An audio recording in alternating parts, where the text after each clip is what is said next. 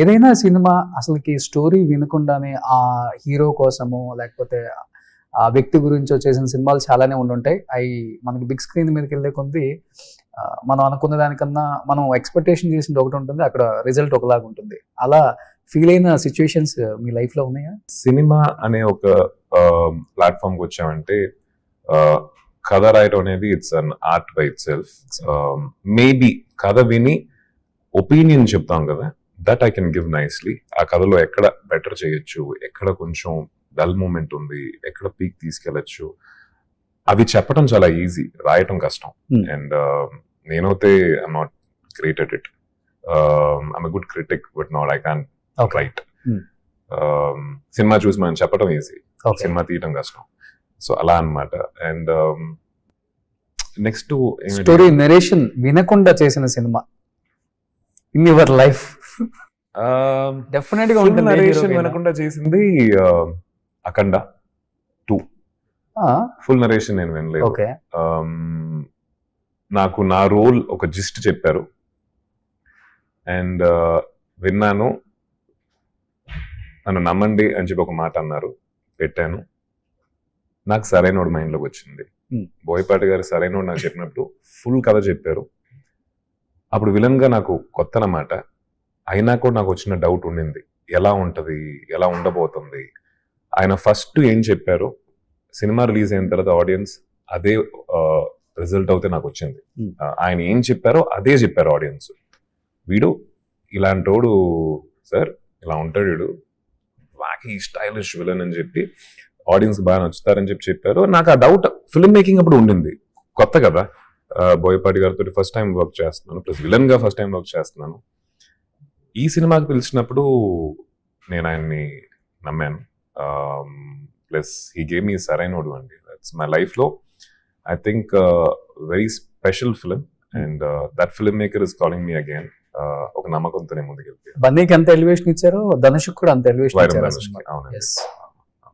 But Agnyaathavaasi అసలు story వినకుండానే చేశారు, కేవలం పవన్ కళ్యాణ్ గారి మీద ఉన్న ప్రేమతో. అది నిజమా? అదే ప్రేమ అదొకటండి. అంటే ఐ లైక్ పవన్ కళ్యాణ్ గారు, like everybody else I love him. కానీ ఆ కాంబినేషన్కి ఒక వాల్యూ ఉంది కదా, త్రివిక్రమ్ గారు, పవన్ కళ్యాణ్ గారు. when he told me that you're the only guy, you're the main guy అన్నప్పుడు ఆయన కూడా జస్ట్ చెప్పారు నాకు కథ. అంటే పవన్ కళ్యాణ్ గారి పోర్షన్స్ ఇవన్నీ చెప్పలేదు, నా పోర్షన్స్ చెప్పారు. చాలా ఇంట్రెస్టింగ్ గా ఉండింది అండ్ ఐ డిడ్ ఇట్ అండి. ఓకే, సో ఇప్పుడు అఖండ 2లో విలన్ ఇదే ఎక్కువ సెన్సేషన్. బయట శబ్దం వినగానే మనోడు ఇంకో పెద్ద శబ్దం చేస్తున్నాడు అఖండ 2లో అని చెప్పేసి. బాలయ్య బాబుతో దబిడి దిబిడి ఆషామాషి ఉండదు. సో హీరో విలన్ అంటే వేరే రేంజ్ లో ఉంటుంది థియేటర్ లో. ఎలా ఉండబోతుంది మీ క్యారెక్టర్? అండ్ బోయపాటి గారు సరైనలో మిమ్మల్ని సరిగ్గా చూపించారు కాబట్టి మీరు అన్నారు కథ కూడా నేను సరిగా వినకుండానే ఎంటర్ అయిపోయాను, బట్ నాకు ఆ నమ్మకం ఉంది ఆయన మీద అన్నారు కాబట్టి ఎలా ఉండబోతుంది మీ క్యారెక్టర్?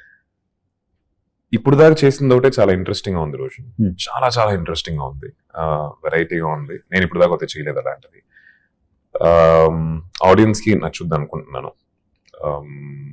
కాన్సెప్ట్ గా అడిగెళ్ళి షూట్ చేస్తున్నప్పుడు నాకు తెలుసుకుంది ఏంటంటే, ఈ సినిమా పెద్ద సినిమా అవబోతుంది, చాలా పెద్ద సినిమా అవుతుంది. అఖండ 1 కన్నా కూడా అఖండ తాండవం వచ్చేసి ఇంకా లార్జర్ స్కేల్లో ఉండబోతుంది. అండ్ బాలయ్య బాబు గారు, ఆయనతో వర్క్ చేయటం చాలా చాలా కొత్త అనుభూతి నాకు. ఆయన ఎనర్జీ సెట్కి వచ్చిన దగ్గర నుంచి అట్లా ఉంటాడు ఆయన. అది నేర్చుకోవాలి ఆయన దగ్గర నుంచి. Always a live wire. ఆయన ఎనర్జీ నాకు తెలిసి 100% నేను చూడలే ఇప్పుడు దాకా ఎవరిలో. అండ్ ఆయన షూటింగ్, ఒకవేళ ఆయన షూటింగ్ బ్రేక్ తర్వాత అయిపోయింది అనుకోండి, అట్లా వెళ్ళిన తర్వాత we can feel the difference. ఆయన ఆరా అక్కడ యూనో ఎనర్జీ లేదనేది మన ఆ లోటు కనిపిస్తుంది. Such a brilliant man. ఒక షార్ట్ టక్కని ఏదో ఒక కారణం కొద్దీ రాలేదు అంటే సారీ బాబు అంటారు. అది అనాల్సిన అవసరం లేదు ఆయనకి.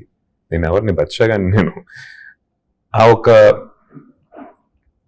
ఐ థింక్ మెచ్యూరిటీతో వస్తుంది, ఎక్స్పీరియన్స్తో వస్తుంది. At the same time fun loving, full జాలీగా ఉంటారు ఆయన. Hmm. And I'm looking forward Roshan. First time కదా బాలయ్య గారితో ఫస్ట్ టైం బయట చెప్పింది చాలా Exactly. విధాలు చాలా వినుంటాం. అక్కడికి మనం వెళ్ళేటప్పుడు ఒక చిన్న ఓకే మన దీంట్లో మనం ఉందాం, లెట్స్ నాట్ డిస్టర్బ్ ఓకే అదేం లేదు అక్కడ. కూర్చో అని చెప్పి ఇది తింటావా అది తింటావా అని చెప్పి చాలా ఫ్రెండ్లీగా okay call me bro, sir ఏంటి సార్ కాల్ మీ బ్రో అని. So I'm looking forward. అంటే నెక్స్ట్ షెడ్యూల్ ఎప్పుడు ఉంటుంది ఆయనతో మరి టైం స్పెండ్ చేయాలి. మ్యాన్షన్ హౌస్ తో కూర్చున్నారా? లేదండి, అంత చనువు ఇంకా ఇవ్వలేదు. Okay I wish one day. Okay so first time and multiplex theatres లో కూడా విజిల్స్ వేసి పాపెస్ చింపి కేకలు వేస్తూ సినిమా చూసామంటే ఓన్లీ అక్కడ ఇక్కడ మట్టుకు కాదు రోజు. నేను బాలయ్య బాబు గారికి చెప్పాను అది. తమిళనాడులో కూడా తెలుగు వర్షన్ ని, అప్పుడు తమిళ్లో డబ్ చేయలేదు అనుకుంటా ఆ టైంలో, తెలుగు వర్షన్ ని అక్కడ చాలా మంది పూనకాలతో చూశారు. ఆ ఎనర్జీని వచ్చేసి వాళ్ళకి అసలు అర్థం అవ్వట్లేదు ఏంటి ఎనర్జీ అని చెప్పి. ఈ రోజు నేను అఖండ చేస్తున్నా అన్నప్పుడు అక్కడ కూడా ఒక మంచి ఎక్స్పెక్టేషన్, యూనో ఫ్రెండ్స్ అందరూ ఎగ్జైట్ అయ్యి మచ్చా అఖండ పనిపియామే సూపర్ అని చెప్పి ఆ ఫాలోయింగ్ అక్కడ కూడా ఉంది. తమిళనాడులో కూడా ఉంది, నాకు తెలిసి హిందీలో కూడా ఉంటుంది. This film is gonna B a proper pan India. పెద్ద పెద్ద అండ్ బయట చెప్పుకుంటాం కదా ఏ క్లాస్ వాళ్ళు వస్తుంటారు మల్టీప్లెక్స్ కి, ఏఎంబికి, ఇలాంటి వాటికి. ఏ లేదు బి లేదు బాలయ్య బాబు గారి స్కూల్లో no A no B no C so Akhanda 2 కూడా ఆ రేంజ్ లో ఉండబోతుంది అనమాట. 100%. సో ఎనీహౌ ఆది గారు ఇండస్ట్రీకి వచ్చిన తర్వాత ఎన్ని సినిమాలు చేసామన్నది ఇంపార్టెంట్ కాదు, ఎలాంటి సినిమాలు చేసామన్నది చాలా ఇంపార్టెంట్. అలాంటి సినిమాలు ఆది పినిశెట్టి చేశారు. అండ్ ఒక సరైనడు అంటే ఏం చెప్తారు? Sarrainodu I think special film, 100% special film. దానికన్నా నేను ఎక్స్పెక్ట్ చేయలేదు అంత స్పెషల్ ఫిలిం అవుద్దని చెప్పి. ఎలా ఉంటుంది మీ ఇద్దరి మధ్య బాండింగ్? అప్పటికి ఇప్పటికి ఒకేలాగా ఉందా? మధ్యలో కాల్స్ చేసుకోవడం, మాట్లాడుకోవటం? లేదండి, అంత లేదు. We are not in. కలిసినప్పుడు హలో హాయ్, సినిమా షూటింగ్ అప్పుడు కూడా కలిసినప్పుడు hello hi. We used to have fun on the shooting spot. Hello hi చెప్పి థియేటర్ లో విజిల్స్ చేయించారు మీ ఇద్దరు.